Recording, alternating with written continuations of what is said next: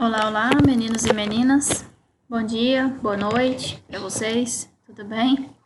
Bom, para a gente trabalhar o nosso último conteúdo de hematologia, a gente vai falar agora sobre as leucemias crônicas, né? Falamos anteriormente sobre as leucemias agudas e agora para a gente finalizar um pouquinho sobre as leucemias crônicas, né? Que são dois tipos, né? Que são as chamadas Deixa eu apagar isso aqui. São as chamadas LLC, travou aqui, LLC e LMC, né? Então, assim, a gente nós falamos, né, na semana passada sobre a leucemia mieloide aguda e leucemia linfóide aguda e leucemia mieloide aguda, e agora sobre a leucemia linfóide crônica e leucemia mieloide crônica. Então, LLC e LMC. Então, essas leucoses crônicas mieloides, né, elas podem ser de linhagem neutrofílica, eosinofílica ou basofílica. A gente tem que lembrar que nessas crônicas as células já estão mais maduras, né? Ou seja, a gente tem predomínio de células de linhagens aí mais maduras, como, por exemplo, neutrófilos, eosinófilos e basófilos. Diferente das agudas. As linfóides, né, crônicas, também, só que aí existem vários tipos, né? Como linfocítica, prolinfocítica, mista, ou que a gente vai ver mais lá na frente, que é a chamada tricoleucemia. Diversos tipos de leucemia linfóide crônica dentro de uma só, é como se a gente estivesse falando disso. É uma doença que pode ser tratada com menos agressividade, isso é legal a gente grifar, né, entender. Por quê? Porque a gente está falando que a maioria das células já estão mais maduras, né? Então, a medula não lançou essas células para a corrente sanguínea de forma tão imatura, né? Então, elas passaram por um processo de maturação maior do que as agudas passaram, né? E outro ponto também que pode ser tratada com menos agressividade por conta disso daqui, que as complicações podem demorar um pouco mais para acontecer, né? Então, anos, às vezes, para acontecer. Vocês vão ver aqui mais lá na frente.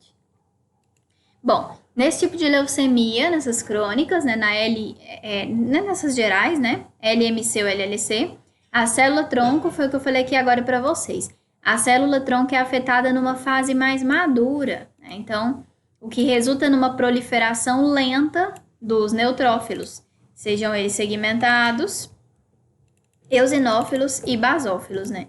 Então, a gente vai ter proliferação desse tipo celular? Vai, né, nós vamos ter. Só que de uma proliferação mais lenta. De lembrar que leucemia, né, todo tipo de câncer, né, de tumor, é gerado pela proliferação exacerbada, né, da célula, pela divisão exacerbada da célula descontrolada, né. E aqui existe também essa proliferação, mas ela é de forma mais lenta.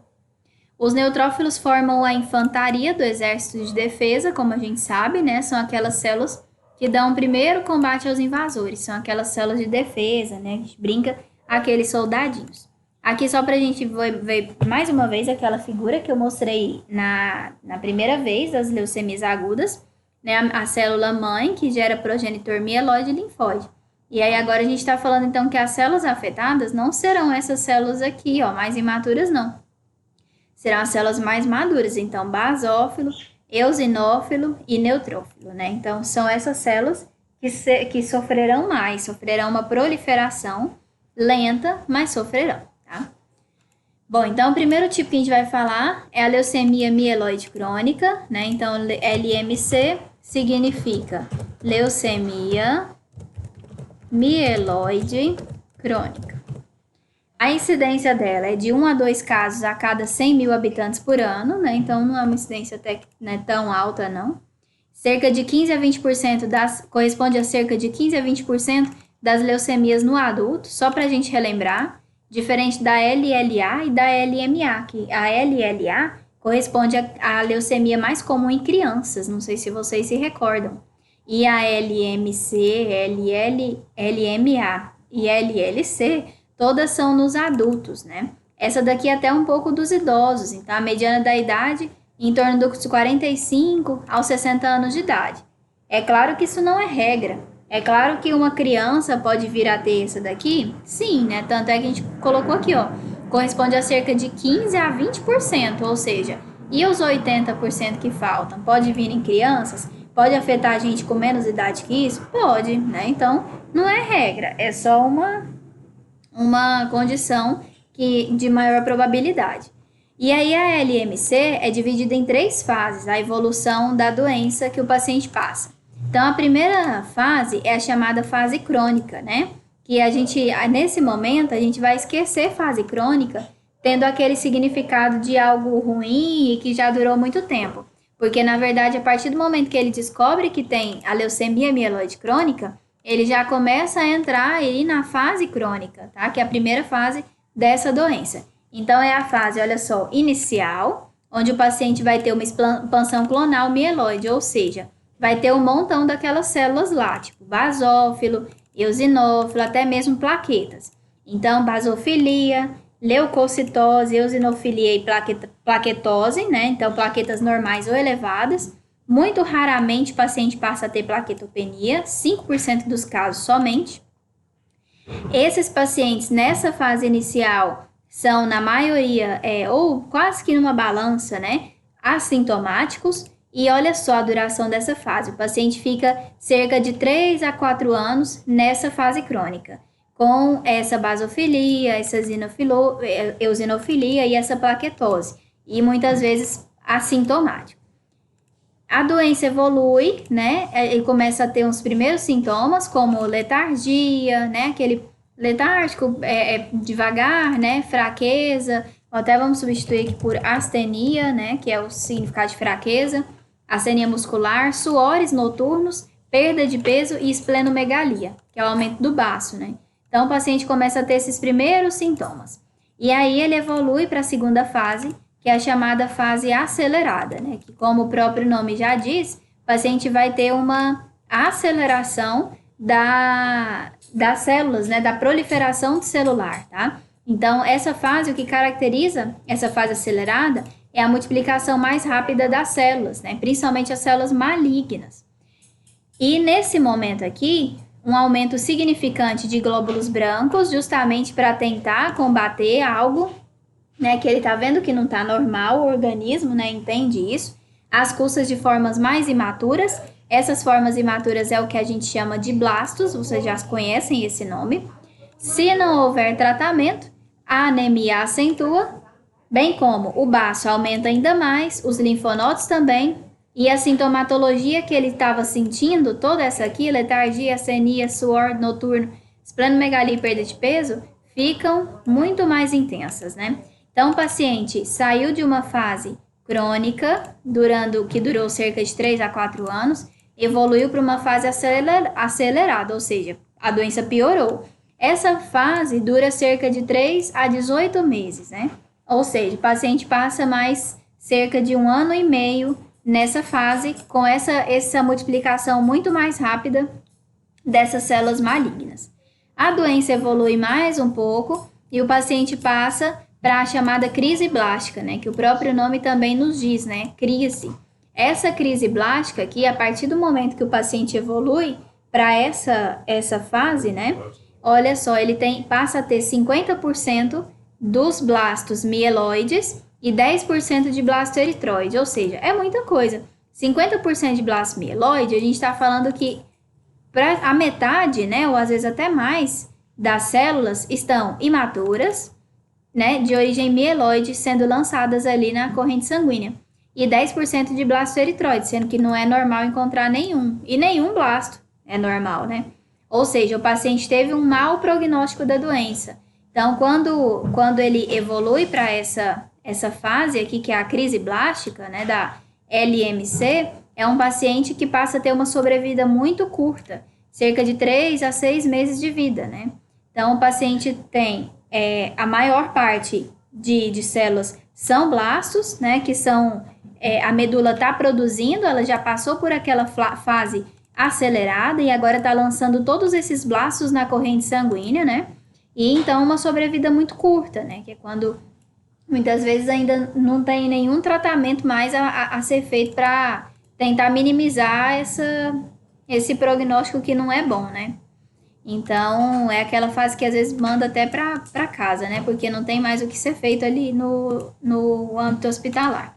Então, quando se fala em mau prognóstico, o que geralmente se associa como mau prognóstico nas leucemias? A idade, né? Então, a senescência, paciente idoso, maior que 60 anos, é um mau prognóstico. A esplenomegalia, com rebordo costal de mais de 10 centímetros, né? De aumento do baço. A contagem de plaquetas acima de 700 mil por milímetros cúbicos, onde o paciente pode passar a ter até mesmo processos de trombose, né? Mais de 3% de blastos na medula ou no sangue periférico, mais de 7% de basófilos, já que a gente lembra que o valor de referência de basófilo é 0, né? 0, no máximo 1 basófilo, né? Então, olha só, ele tem mais que 7%, pessoal, é muita coisa. E aí a gente classifica isso em riscos, né? Então, ele vai ter um risco considerado risco 1, quando ele tiver nenhum ou pelo menos um desses critérios, né? Quando o risco 2, quando ele tiver 2 desses critérios, ou um risco 3, que obviamente é o pior, quando ele tiver mais que 3 desses critérios que a gente comentou aqui. Quando se fala em leucemia mieloide crônica, né? O diagnóstico ele é feito tanto pela anamnese, né, então daquela conversa, né, médico com o paciente, e do exame físico, dos relatos também que ele traz, além do hemograma, que é o carro-chefe, né, onde a gente vai ver essas alterações celulares, e muitas vezes o médico pede para olhar a medula. E aí, olhando a medula, é que ele vai ver essa quantidade de blastos, né, essas células aqui todas bem grandes e bem maturas mesmo, bem disformes, né? Então, que é o exame chamado de mielograma. Pode ser feito também imunofenotipagem, principalmente na última fase, que é a crise blástica. É um exame mais caro, mas também muito mais sensível. A PCR, né, que seria, não é a proteína C reativa, né, mas sim a reação em cadeia da polimerase. E a biópsia de medula, que também pode ser feita. Mas o carro-chefe é o hemograma e o mielograma, que são bem, discernem bem quanto a isso. Bom, e quais os fatores que podem levar, né, a esses quadros de leucemia? Então, a gente fala sempre nos fatores genéticos, né, ou seja, esses hereditários, e os adquiridos. Falando de fator genético, algo que a gente não pode dizer são das chamadas translocações. Translocação é como se estivesse falando numa troca, né? Então, essa translocação vai acontecer entre o cromossomo 9 e o cromossomo 22. A gente sabe que existem 23 pares de cromossomos autossômicos, né, e um par de cromossomo sexual. Então, um dos fatores predisponentes genéticos é a translocação do cromossomo 9 com o 22, né, que vai promover a formação desse gene aqui, que é o gene BCR e ABL, né, que nem a Angelina Jolie, que tinha um gene que levava, né, poderia desenvolver um tumor mamário, e ela foi lá e tirou a mama, né, porque esse gene, uma hora ou outra, poderia evoluir, né, manifestar ali o câncer de mama, e ela foi lá e tirou, né. Então, por conta dessa translocação, não sei se vocês viram esse caso, resulta num cromossomo 9 maior que o normal e um cromossomo 22 menor que o normal. Então, por isso que eu falei para vocês que uma troca que acontece, né. E aí, o nome desse cromossomo chama-se cromossomo Filadélfia, tá? Isso é o que acontece, um dos fatores, um dos principais, não é o único, tá? Um dos principais fatores que levam à leucemia, a mieloide crônica principalmente, tá? E para a gente finalizar, a leucemia linfóide crônica também é uma neoplasia, um câncer, né, hematológico, também caracterizado pelo mesmo, né, pela mesma forma ali, proliferação e acúmulo de linfócitos maduros no sangue periférico, lembra porque é crônica, né? E existem 2 tipos de classificação imunológica de LLC, que é de célula B e LLC de célula T, né? O que é muito comum da de célula B a gente frisar aqui é a tricoleucemia, que são as hairy cells, né? São as chamadas leucemia das células cabeludas, e a leucemia linfóide crônica de célula T, que é onde a gente vai encontrar a flower cells, né? Que são as células bem parecidas mesmo ao formato de uma flor, tá? Bem comum nesse tipo de leucemia, tá? Bom, e aí aqui, só para a gente ver um quadro muito comum nas leucemias, que são essas manchas aqui, sem formato, chamadas de manchas de Grumpet, é muito comum na leucemia.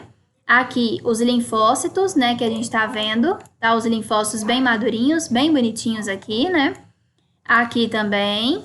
Essas daqui são as células cabeludas, tá vendo? Que ela tem uns fiapinhos aqui ao redor, né? Esses pelinhos são elas. E aqui é a síndrome de Sézary, que são os linfócitos clivados, que é um tipo de leucemia de célula T. Tá vendo que ele tem um partidinho aqui no meio? Tá clivado, ou seja, tá partido, né? Como se estivesse falando partido, tá? Então, é bem comum também esse linfócito clivado. E pra gente finalizar, a causa, né? Principalmente a causa desse tipo de leucemia é a trissomia do 12. Então, o paciente que nasce com 3 cromossomos 12, tá ele aqui, ó, né? Ou seja, um a mais, pode desenvolver um quadro de leucemia linfóide crônica em algum momento da vida. E aqui, geralmente, afeta pacientes, pacientes com acima de 50 anos de idade, tá? Então, esse é um quadro, os quadros são os quadros característicos, né, de leucemias. Espero que vocês tenham entendido um pouquinho, né?